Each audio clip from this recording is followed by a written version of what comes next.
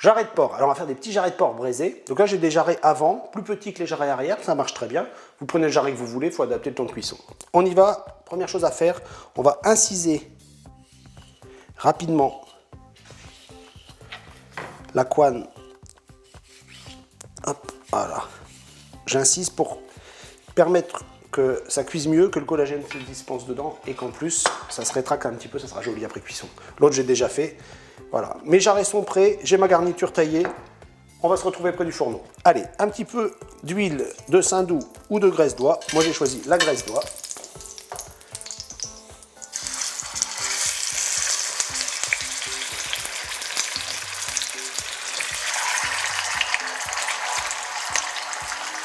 C'est important d'avoir un récipient adapté à la taille de l'aliment parce que ça va vous permettre d'avoir la sauce qui va se faire en même temps, qui va être une sauce très onctueuse et qui va vraiment avoir beaucoup de goût.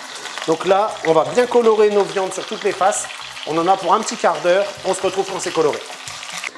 Alors, mes petits jarrets sont bien colorés. Je vais retirer un petit peu l'excédent de graisse. Voilà. Je remets sur le feu.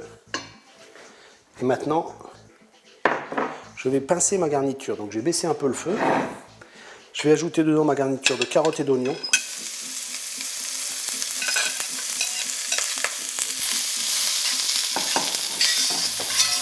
Donc ça, on va les colorer un petit peu. On appelle ça pincer en termes culinaires.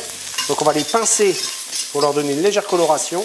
Voilà, là on est bien. Je vais donc poser maintenant mes petits jarrets bien serrés dans ma cocotte. Et je vais procéder au déglaçage. C'est-à-dire que j'ajoute le Porto afin de bien décoller tous les sucres. Je vais laisser réduire jusqu'à ce que mon Porto soit totalement évaporé. On aura le goût, on aura vraiment la puissance du Porto sans le côté alcoolisé du Porto. Allez, c'est parti, 4-5 minutes de cuisson, feu fort, et on va laisser évaporer ce Porto. Voilà, c'est bien réduit. Moi, je vais assaisonner maintenant parce qu'en fait, ça me permet d'évaluer à peu près la quantité de sel que je mets par rapport au volume de ma pièce. Et je vais verser dessus du jus de veau.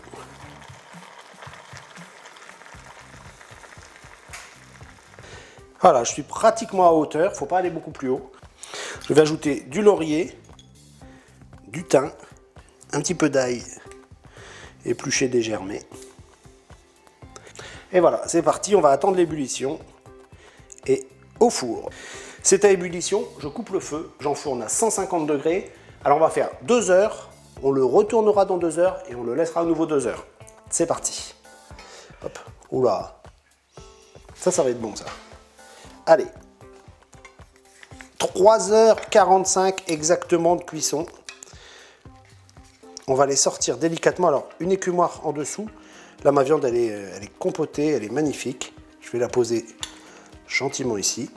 Alors là, il y a plusieurs écoles qui vont s'affronter. Soit on passe tout de suite au chinois étamine, soit on va cuire avec. Et bien moi, je vais cuire avec parce qu'on s'est embêté à mettre toute cette garniture. Je vais la laisser dans ma sauce. Voilà, ici j'ai le jus de cuisson de mon porc. Ça, je vais le faire réduire jusqu'à obtenir une consistance sirupeuse. Ça veut dire qu'on va réduire ça pour que ça réduise de 3/4 maximum. Allez, je remets ça sur le feu et on se revoit tout à l'heure. Ça, c'est cuit. Ça, regardez, vous vous souvenez, je vous avais dit que ça allait réduire, regardez.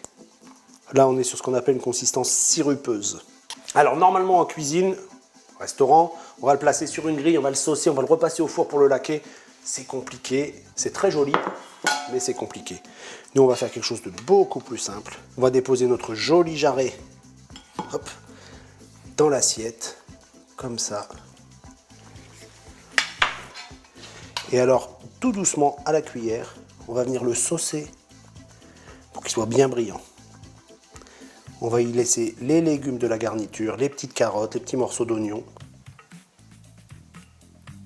On y va doucement pour bien le napper, qu'il soit complètement recouvert de sauce. Voilà.